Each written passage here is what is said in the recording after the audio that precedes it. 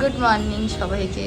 সকালবেলায় বাবা ঢাকা দিয়ে এখন বসে আছে, আর আমি গোপালদেরও তুলে দিয়েছি, বসিয়ে রেখেছি। এসে আমার ঘরের যা কাজকর্ম আছে অভিরাজকে স্কুল বের করে তারপরে আমি এসে এদের সেবায় লেগে যাব। অনুষ্কা প্র্যাকটিসে চলে যাচ্ছে, ওর প্র্যাকটিস আছে, বিট্টু নিয়ে যাচ্ছে ওকে প্র্যাকটিসে। তো আমাদের 12 কুঠিতে রাইফেলটা আর কিটটা রয়েছে, তো ওকে বললাম ওখান থেকে নিয়ে নিতে। ওর বাবাকে ফোন করে নিয়ে ওখান থেকে নিয়ে ও প্র্যাকটিস যাবে।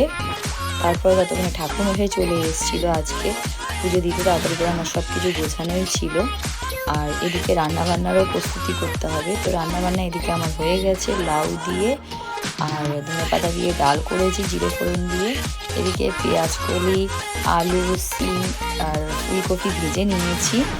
তারপরে আমি এখানে স্যালাড কেটে নিয়েছিলাম একটুখানি অল্প করে, শসা, পেঁয়াজ, টমেটো। আর এখানে আমার ভাতটাও হয়ে গেছে, অল্প করেই ভাত করেছি, আগের দিনে কিছুটা ভাত রয়েছে। আর কিছু চিংড়ি মাছ করে নিচ্ছি, পেঁয়াজ, আলু, একটু টমেটো, কালো জিরে ফোড়ন দিয়েছি, হালকা করে ভেজে নেবো। আর রাত্রের জন্য পনির করবো। এখানে পেঁয়াজ কাটা আছে, আদা রসুন বাটা, টমেটো আছে। এখানে কিছুটা পেঁয়াজ ভেজে নিচ্ছি, সাদা তেল দিয়েছি, সাদা তেলেই রান্নাটা করছি আমি। পনিরটা ভেজে নিয়েছিলাম আর এদিকে পেঁয়াজটাও ভেজে নিচ্ছি। তো ভাতটা এখানে উবুর দিয়ে দেবো। আর এদিকে পালং শাকটা সেদ্ধ করে রেখেছি, একটু বরফ দিয়ে রেখেছি, তাহলে কালারটা ভালো হয়। আর ঠাকুর ঘরের দিকে যাচ্ছি, দেখছিলাম যে ঠাকুর ঘরের বাসন কাসনগুলো ঠিকঠাক আছে কিনা, কেন আশা দিয়ে ওগুলোকে মেজে দেবে। আর এদিকে লাইটটাকে জ্বালিয়ে রেখেছে জানি না, সেটাকে সুইচ অফ করতে ভুলে গেছে, আমি অফ করে দিই। আমার চুলটাকে আমি কবের থেকে ভাবছিলাম একটু স্পা করবো, তার আর সময় হয়ে উঠছে না।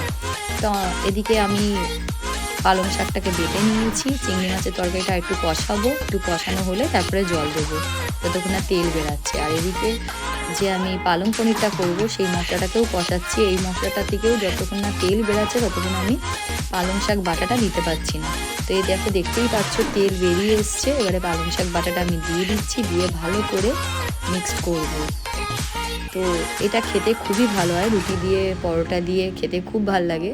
তো আমি রাত্রের জন্যই করে রাখছি, নাহলে রাত্রে আবার রান্না করার একটা ঝামেলা থাকে, ছেলে মেয়ের পড়া থাকে, প্র্যাকটিস থাকে, অনেক রকম কাজ থাকে বলে আমারও সময় হয়ে ওঠে না রাত্রিবেলায়। আর আমারও একটুখানি রাত্রিবেলাটা সময় পেয়ে যাই অন্য অন্য কাজের জন্যে। এখানে চিংড়ি মাছের একটু জল দিয়ে দিয়েছি, তরকারিটা হচ্ছে। আর এদিকে পালং পনিরটা যেটা করছি সেটাও আমার অনেকটা হয়ে গেছে। পনিরগুলো দিয়ে দিচ্ছি, একটু নেড়ে ছেড়ে নেবো। আর একটুখানি আমুল ফ্রেশ ক্রিম দেবো, ফ্রেশ ক্রিমটা দিলে খুবই ভালো লাগে। এই যে আমুল ফ্রেশ ক্রিম আমি সবসময় এনে রেখে দিই, যখনই শেষ হয়ে যায় তখনই এনে রেখে দিই, অনেক রকম খাবারে লাগে। আর একটু ঘি দিয়ে দিচ্ছি, আর একটু গরম মশলা দিয়ে দেবো, দিয়ে ভালো করে নেড়ে চেড়ে নেবো। খুবই ভালো লাগে, আমার তো খুব ভালো লাগে। আর অনুষ্কাও খায়, অনুষ্কাও খেতে ভালো লাগে, অভিরাজও খায়। তো যাই হোক, রাত্রের আমার রান্নার রেডি। এবারে পালং পনিরটা আমি নামিয়ে দেবো। তো তোমাদের কেমন লাগলো একটু আমাকে বলো। আজকে ব্লগটা এত অবধি, আবার একটা নতুন ব্লগের সাথে দেখা